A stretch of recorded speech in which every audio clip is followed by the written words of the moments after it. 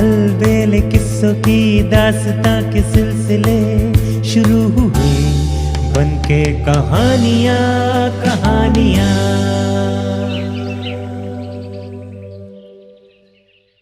एक कहानी ऐसी भी, काला काजल काला बादल। मेवाड़ में एक राजा राज करता था। सिरोही के प्रजाजनों में राजा का बहुत मान था। राजा का मंत्री कुंवरपाल बहुत चतुर था। वो हमेशा ही राजा को बहुत सही सलाह देता था। प्रजाजनों में भी मंत्री का बड़ा मान था। राजा धर्म सिंह के मन में अपनी प्रजा के लिए वैसा ही स्नेह और प्यार था जैसा वो अपनी संतानों से करता था। मेवाड़ में बादलों की लुका छुपी का खेल चलता रहता था। जब बादल मेहरबान हो जाते थे तो अच्छी बरसात हो जाती। अच्छी बरसात से किसानों के चेहरे भी खिल जाते और राजा के खजाने में भी धन आ जाता था। एक बार बादलों ने राज पर बरसात की मेहरबानी नहीं करी।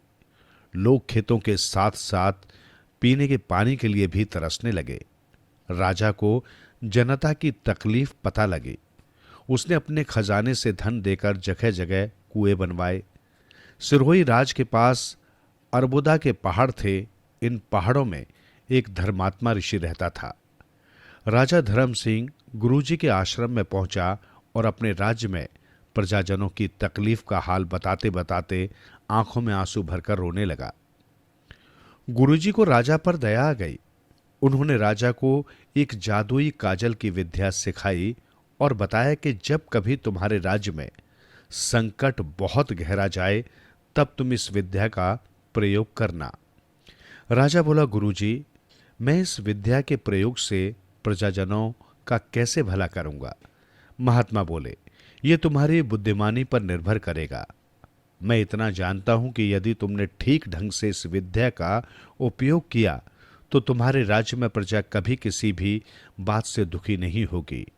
इतना कहकर गुरुजी ने पहले अपनी आंख में काजल लगाया। देखते ही देखते महात्मा जी गायब हो गए। राजा को बड़ा आश्चर्य हुआ। थोड़ी देर में आंख धोकर गुरुजी फिर से अपने आसन पर आ बैठे। फिर उन्होंने ये प्रयोग राजा पर दोहराया। राजा पूरी बात समझ गया और उठकर गुरुजी को प्रणाम करते हुए चला गया। राजा को जिस समय गुरुजी ये विद्या सिखा रहे थे उसी समय वहां दो ठग भी छुपकर इस सारी विद्या को सीख गए। इसका पता न तो गुरुजी को चला और न ही राजा को। गुरुजी ने राजा को जाते जाते ये भी शिक्षा दे दी थी कि तुम इस विद्या का प्रयोग यदि गलत कामों के लिए करोगे तो ये विद्या तुमसे समाप्त हो जाएगी और तुम्हारे प्राण भी संकट में पड़ जाएंगे। राजा तो पहले ही धर्मात्मा था। उसके मन में पाप और दुराचार का भाव आता ही नहीं था, लेकिन ठगों को इससे कोई लेना देना नहीं था। राजा ने अपनी विद्या का प्रयोग करते हुए उन गरीब मजदूरों की खूब सहायता की जो कुआं खोदने का काम कर रहे थे। तपता सूरज, जलती रेत और पसीने की मार के कारण मजदूर थोड़ा थोड़ा काम करते और जल्दी थक कर बैठ जाते। उनके पास पीने के लिए वैसे भी पानी की कमी थी, सो उनके काम की रफ्तार भी बहुत कम हो गई थी। नगर के बाहर ऐसे ही 4-5 मजदूर जब कुआं खोदने लगे तो पानी की कमी के कारण उनसे 2-3 मजदूर बेहोश होकर जा गिरे। बचे हुए 2 मजदूर बात करने लगे। किशन बोला, राजा को क्या जवाब देंगे? दूसरा मजदूर हरभजन तो रोने ही लग गया। आज हमारी मजदूरी कटनी पक्की है, पानी भी नहीं मिल रहा है और मजदूरी भी नहीं मिलेगी। अदृश्य खड़े राजा धर्म सिंह ने ये सब बातें सुन ली। वो जादुई काजल लगाकर नगर में चारों तरफ घूमता रहता था, इसलिए राजा को उन दोनों मजदूरों ने भी नहीं देखा था। राजा तुरंत वहां से उड़ता हुआ गया और पानी का मटका लाकर पास के पेड़ के नीचे रख दिया। किशन का ध्यान थोड़ी देर में मटके की ओर गया। वो दौड़ता हुआ गया और मटका उठाकर ले आया। पहले उसने अपने तीनों साथियों को भरपेट पानी पिलाया, फिर दोनों ने भी अपने मुंह पर छींटे मारकर पानी पिया। पानी पीने से उनके चेहरों पर ताजगी आ गई। फिर वे धीरे धीरे अपने काम पर लग गए।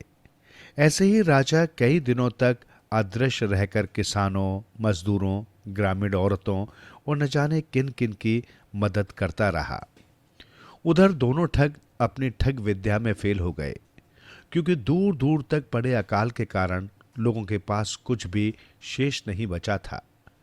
परिणाम स्वरूप उनके भूखे मरने की नौबत आ गई। कुछ दिन तक तो वे भीख मांगकर काम चलाते रहे, लेकिन धीरे धीरे भीख मिलना भी बंद हो गई। पहले ठग सूरमा ने दूसरे ठग घुरमा से कहा, अब तो मरने की नौबत आ गई, क्या करें। घुरमा को अचानक गुरुजी की विद्या याद आ गई। वो सूरमा से बोला, चल हम उस गायब होने वाली विद्या का प्रयोग करके देखते हैं। सूरमा को ये बात जच गई। दोनों ने आंख में काजल लगाया और थोड़ी देर में दोनों अदृश्य हो गए। फिर वो मजे से टहलते हुए राजा धर्म सिंह के महल में जा घुसे। जिस समय ये दोनों राजा के महल में घुसे, ठीक वही समय राजा के भोजन का हुआ था। राजा की थाली में भोजन लगा हुआ था। न्यायप्रिय और धर्मशील राजा बहुत साधारण भोजन कर रहा था। रानी ने उसको टोका भी, महाराज आप सूखी रोटियां और सूखा साग खा रहे हैं, एक राजा को ये सब शोभा नहीं देता। राजा बोला, महारानी प्रजा अकाल से पीड़ित है और मैं यहां माल मलाई खाऊं, ये कहां का न्याय है। ये सुनकर रानी भी मौन हो गई। दोनों ठग सूरमा और घुरमा महलों में घूमते हुए उस कक्ष में जा पहुंचे जहां राजा भोजन करने के लिए बैठा था। राजा की थाली में से तुरंत दोनों ने रोटी और साग उठाई और बैठकर आराम से खाने लगे। राजा को बड़ा आश्चर्य हुआ। पहले तो राजा ने सोचा कि असावधानी के कारण हो सकता है कोई कुत्ता बिल्ली यहां कमरे में आ गया हो और खाना लेकर भाग गया हो, लेकिन राजा के साथ लगातार 3 दिन तक यही घटना घटती रही। राजा आश्चर्यचकित हो गया। उसने इसका उपाय खोजने के लिए सेवकों को लगा दिया। नौकर चाकर चाक चौबंद हो गए, लेकिन उन्हें कोई दिखाई नहीं दिया। इधर दोनों ठग मजे से राजा का खाना उसी के सामने चुराकर खाते रहे और फिर मूंछों पर ताव देते हुए महल में मजे से घूमते रहते। यहां तक कि कई बार तो वे राजा के पलंग पर जाकर सो जाते।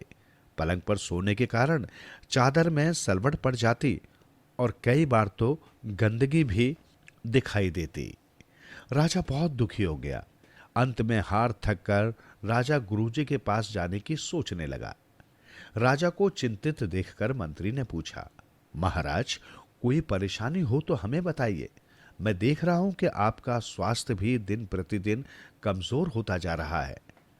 राजा ने पहले तो बात को टालने की कोशिश की, लेकिन जब मंत्री ने बहुत आग्रह किया तो राजा ने पूरी घटना सुना दी और बताया कि जब मैं भोजन करने बैठता हूं तो कोई मेरी नजरों के सामने से ही मेरा भोजन चुरा लेता है और मुझे पता नहीं चलता।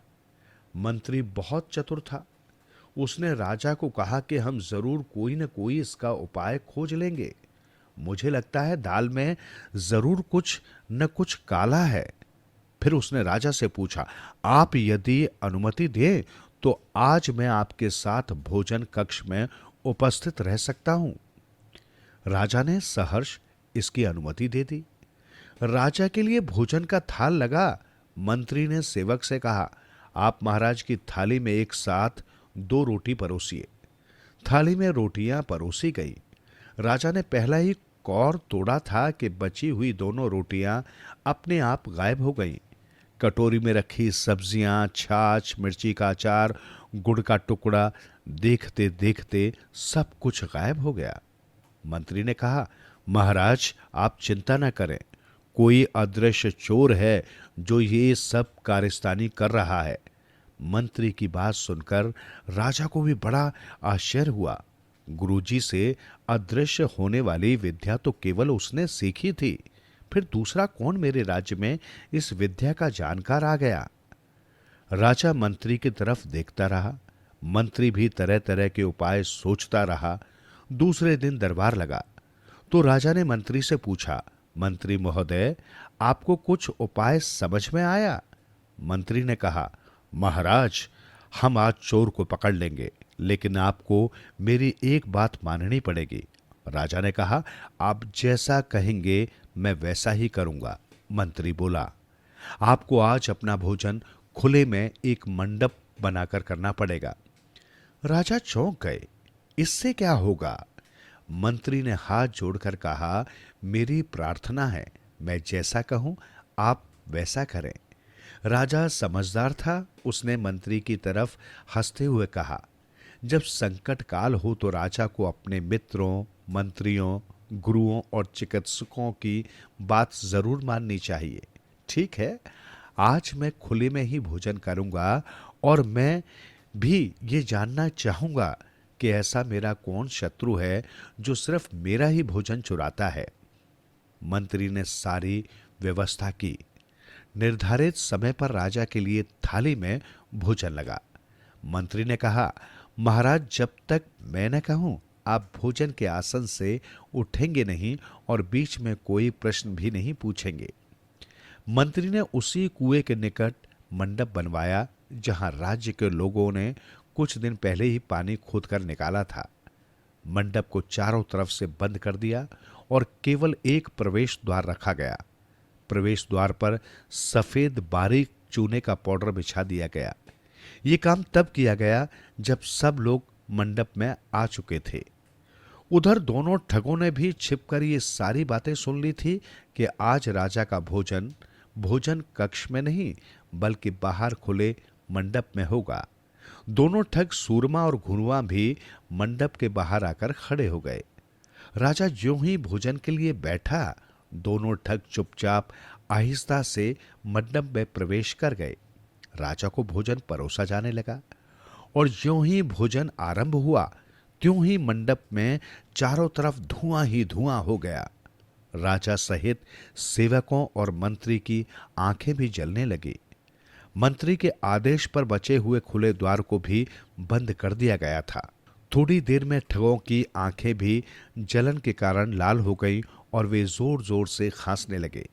अंत में सूरमा ने घुरमा को पुकारते हुए कहा, भाई, अब मैं बहुत देर तक अदृश्य नहीं रह सकता। घुरमा की भी हालत ऐसी ही थी। सूरमा ने राजा के निकट रखे पानी के लोटे से जादुई काजल लगी आंखें धो डाली।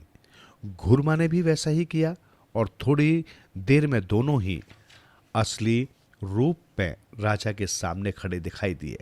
सेवकों ने तुरंत दोनों को बंदी बना लिया। मंत्री ने द्वार खोलने के लिए निर्देश दिए। थोड़ी देर में धुआं छट गया। राजा को बहुत आश्चर्य हुआ। राजा ने मंत्री से पूछा, आपको ये कैसे पता चला कि ये दोनों ठग अंदर आ चुके हैं? हम में से तो किसी ने भी इनको आते हुए नहीं देखा था। मंत्री ने कहा, महाराज, जब आपको भोजन परोसा जा रहा था तब मैं टकटकी लगाकर दरवाजे की ओर ही देख रहा था। मुझे ये दोनों ठग आते हुए तो दिखाई नहीं दिए, लेकिन जब ये अंदर प्रवेश कर गए तब चूने के सफेद पाउडर पर मुझे इनके पैरों के निशान दिखाई दे गए। मैं समझ गया कि कोई न कोई व्यक्ति अदृश्य रूप से अंदर आया है।